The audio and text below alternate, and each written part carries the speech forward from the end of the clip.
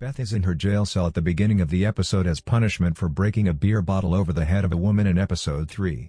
She contacted Jamie, as an attorney, for assistance, and as he enters to meet her, he seems to be aware that their power balance has changed for the first time. She tells her adopted brother that it is in his best interest to free her and prevent the Californian woman from bringing charges against her while she is in a difficult situation.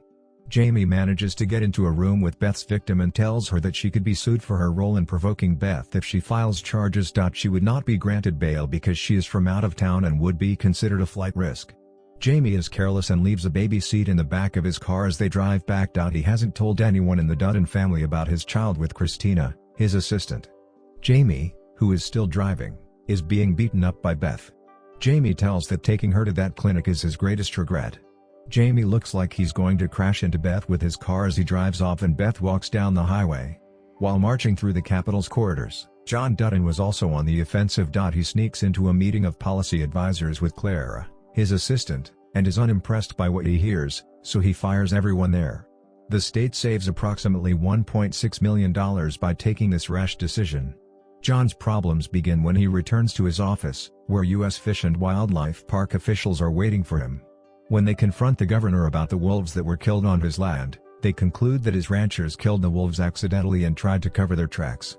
Although John denies any involvement, officials suggest that the involved NGOs might file charges. After that, Monica and Casey lead a car procession to the Yellowstone ranch for the funeral of their infant son, who only lived for an hour before passing away, continuing to work through their grief. Rip comes along and offers to help while Monica's family digs the baby's grave. Mo inquires about the nearby dead horse that needs to be buried. The horse and the boy will be buried together. Because Casey didn't tell his family about the funeral, John and Beth must watch it from a distance. John talks to Chief Rainwater after the event is over, and Chief Rainwater tells John for the first time how the airport project's cancellation has hurt his reservation. John, who had buried a son in the same plot before, sits down with Monica and tells a moving story about his own brother, who died when he was just a baby. Explains to Monica that her child lived a perfect life because all he would have known was his mother's love. She cries in John's arms and says thanks to him. John gives Casey his badge back to see if he's changed his mind, but Casey doesn't change his mind. John sits with Rip after the funeral, and Rip tells his boss everything that happened to the wolves. John doesn't quite respond, but it seems like he accepts what happened. Jamie and market equities ringer Sarah Atwood arrive at their dinner date. As we found in the past episode, she might be playing him, as we saw in the previous episode, but Jamie doesn't know. Then at the bar, where they start to get drunk, things start to get flirty.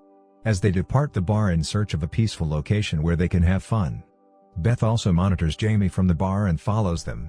Beth snaps a picture of Sarah's identification card as Jamie and Sarah have sex in the shower. She finds out later that her real name is not Sarah Atwood. When Beth returns home, she encounters animal rights activist Summer Higgins, who was imprisoned in Season 4. As Linnell suggested, John hires her as an environmental advisor after pardoning her sentence. Beth takes a strong drink and heads out onto the porch to watch the sun rise. Hope you liked the video. Stay tuned for the further updates. Thank you. See you next time. Till then, be safe, and don't forget to subscribe to the channel. Bye.